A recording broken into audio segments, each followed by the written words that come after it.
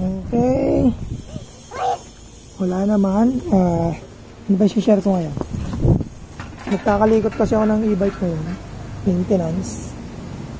Yan. So, share ko lang. Ito na lang share ko pala. Yan, may ginagawa ako dyan eh. Ito yung battery ko. Share ko na lang yung aking laman ng aking, ito, ginawa, yung lagay ng battery. Ginawa ko siyang storage. So, ano bang laman dito? For emergency purposes, nandito lahat nung kailangan pag nagbibiyahe. Yan. So, ito, lagi ako may dalang tester just in case may masiraan or something. Tapos, extension. Yan. Pag nalobat, kahit naman saan, pwede tayong abutan ng lobat. Kahit pa na nakasolar yung ating e-bike ay hindi yun sapat para i-charge yung ating battery. Pang mabilisan, emergency purposes, yan. Extension. Ano pa ba? Yan. Philip. Screw. Yan. Philip tsaka flat.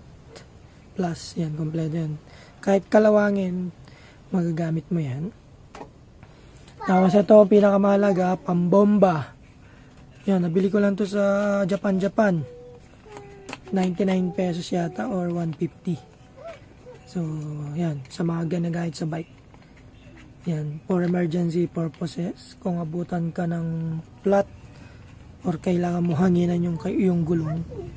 Tapos walang available na vulcanizing or bombahan sa highway, yan, at least meron kang pang emergency. Tapos ano ba, ito lock ng sa harap, disc lock yan, disc yan. Gamit ko to sa motor noon pero ginagamit ko ngayon sa e-bike. Tapos ano ba daw, wire lang to, yan, pang battery pag may gustong magpa-charge, itatap rekta sa battery, pang mabilisan lang. Tapos, ito, kung ano-anong laman nito. Lagayan ng side mirror dati, box niya. Ano bang nandito? Kung ano-ano lang nandito, yan. Meron din tayong yan. Tools dyan. Yan. Tsaka kung ano-anong tornilyo, nandyan. For emergency purposes. Access, halo-halo na. Tapos, ito, pinakamahalaga. Yan. Ang ating pang vulcanize or pang tapal sa mga butas hindi pa nagagamit, yan. May instruction na rin yan. Binili ko to online, yan, sa mga tubeless. So pag nabutas yung gulong nyo accidentally, yan, pwedeng pansamantala ito yung gamitin. Kung walang tire sealant yung gulong nyo. Hindi kasi ako naglalagay ng tire sealant sa gulong kasi sinisira niya yung goma, yung gulong mo sa loob. Hindi siya kita sa labas pero sa loob makikita mo yun, napakadugit na sa loob ng tube ng gulong mo. So ito yung for emergency, ito yung alternative.